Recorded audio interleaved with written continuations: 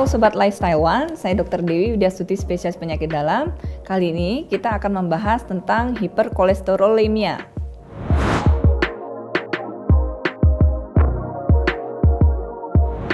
Hiperkolesterolemia ini adalah suatu keadaan atau kondisi di mana terjadinya peningkatan kadar kolesterol di dalam darah. Nah, kolesterol ini sendiri sebenarnya adalah bentuk dari lemak di dalam darah dan dia bisa berikatan dengan protein atau kita sebut dengan lipoprotein. Ada beberapa jenis kolesterol yang diantaranya adalah LDL atau low density lipoprotein. Nah, yang kedua juga kita mengenal dengan istilah HDL. HDL adalah high density lipoprotein. Dan kemudian yang ketiga kita juga mengenal adanya triglycerid. Dan yang keempat biasanya kita sebut dengan total kolesterol. Nah, dalam pemeriksaan kolesterol dalam darah ini biasanya keempat item ini juga kita bisa memeriksa secara bersamaan dengan syarat melakukan puasa sebelumnya kondisi dipuasakan 8-12 jam.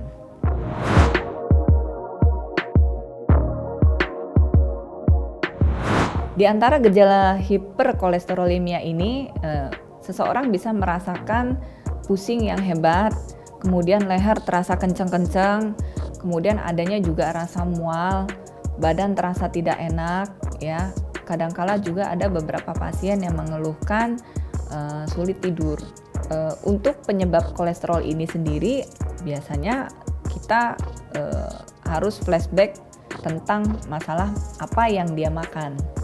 Nah, konsumsi makanan yang mengandung kolesterol tinggi diantaranya adalah yang pertama makanan laut, ya, atau kita kenal dengan seafood.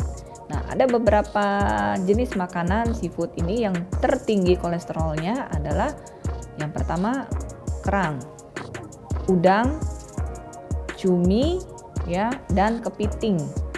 Tidak termasuk ikan. Kalau untuk ikan dan daging kita masih boleh mengkonsumsinya dalam batas yang wajar.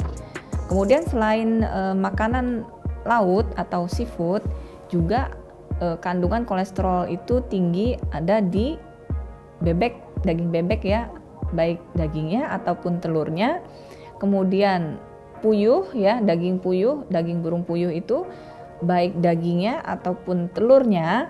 Kemudian juga makanan lainnya mungkin yang bersantan, ya. Kemudian ada juga yang tertinggi yaitu otak sapi. Nah, di antara produk makanan tersebut yang tertinggi adalah memang otak sapi. Dan yang lainnya mungkin ada dalam kandungan kalau kita sebut sering jeroan, ya.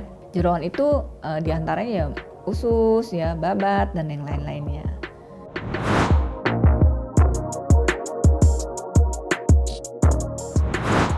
Kadang-kadang seseorang mengalami gejala ini munculnya tidak bersamaan. Jadi ada yang kita sebut dengan simptomatik, ada juga yang kita sebut dengan asimptomatik. Bagi orang-orang yang asimptomatik biasanya tidak ada keluhan apapun. Setelah dia makan konsumsi yang mengandung kolesterol tinggi, baik beberapa jam maupun beberapa hari kemudian ataupun beberapa minggu, biasanya dia tidak mengalami keluhan apapun. Jadi sebenarnya parameter waktu ini tidak menjadi patokan, ya, untuk seseorang mengalami gejala-gejala hiperkolesterolemia. Untuk penyebab kolesterol ini sendiri memang kita harus pahami dulu berbagai penyebabnya. Yang pertama, ada beberapa kondisi seseorang menderita hiperkolesterolemia ini adalah karena faktor genetik, ya. Jadi kalau orang-orang dengan faktor genetik, dia makan ataupun tidak makan dengan kandungan kolesterol yang tinggi, ini juga sudah bisa mengalami kolesterol tinggi dalam darahnya. Jadi tidak dipengaruhi oleh makanan, ya. Jadi itu yang harus kita pahami.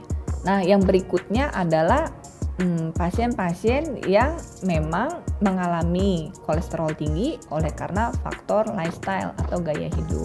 Nah, di situ mungkin peranan modifikasi lifestyle atau gaya hidup itu sangat penting bagi orang-orang yang memang tidak memiliki faktor genetik, tetapi oleh karena faktor lainnya. Ya, untuk melakukan pengelolaan, bagaimana sih saya harus mengobati kolesterol ini? Memang ada beberapa cara. Yang pertama adalah untuk mengurangi konsumsi kolesterol tinggi. Jadi menghindari makan makanan yang memang kandungannya mengandung makanan yang kolesterolnya tinggi. Contoh ya tadi itu ya yang kita sebutkan, jenis makanan bersantan, kemudian seafood, ada juga daging bebek, juga telur, puyuh ya, dan berbagai hal yang menyebabkan kolesterol kita dalam darah menjadi tinggi. Nah, untuk obat-obatannya ini juga tergantung dari bagaimana gambaran profil kolesterol kita. Jadi di situ nanti kita harus melakukan pengukuran terlebih dahulu. Ya, contoh misalkan ternyata dalam keempat profil kolesterol yang kita cek itu kadangkala ada yang seseorang mengalami total kolesterolnya yang dominan. Ya, total kolesterol ini biasanya kita berikan beberapa alternatif pemberian obat statin misalnya atau niacin misalnya. Nah, untuk pasien-pasien dengan peningkatan kadar trigliserid, nah ini juga sangat penting bahwa konsumsi makanan golongan kacang-kacangan juga bisa menjadi penyebabnya ya. Jadi disarankan bagi mereka untuk mengurangi konsumsi kacang-kacangan. Apapun produk kacang-kacangan itu, misalkan seperti buncis, kacang kapri ya, atau mungkin coklat yang mengandung almond ya, itu banyak sekali kacang-kacangan. Jadi bagi orang yang memiliki kadar trigliserid yang tinggi dalam darahnya, kita sarankan untuk mengurangi makanan golongan kacang-kacangan. Nah, itu sebenarnya sebagai salah satu cara ya untuk mencegah juga ya. Selain mengobati juga bisa mencegah. Nah, jadi sebenarnya antara penyebab ataupun kausanya itu sebenarnya mana yang terjadi lebih dulu, itu sebaiknya kita lebih baik preventif ya. Daripada mengobati, sebaiknya kita mencegah dulu ya daripada mengobati.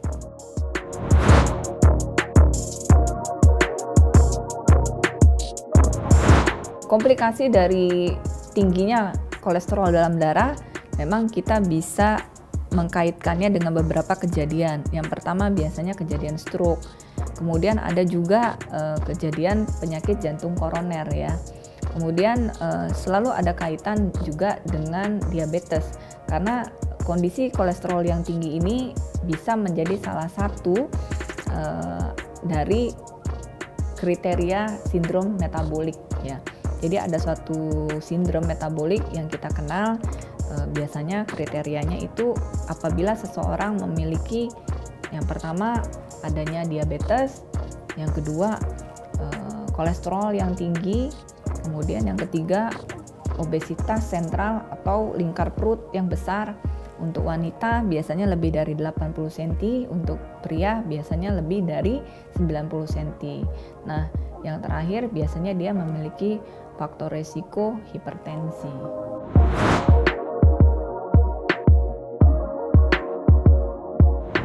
Untuk prevalensi kolesterol dialami oleh orang usia muda atau usia tua memang tidak menjadi patokan yang mutlak.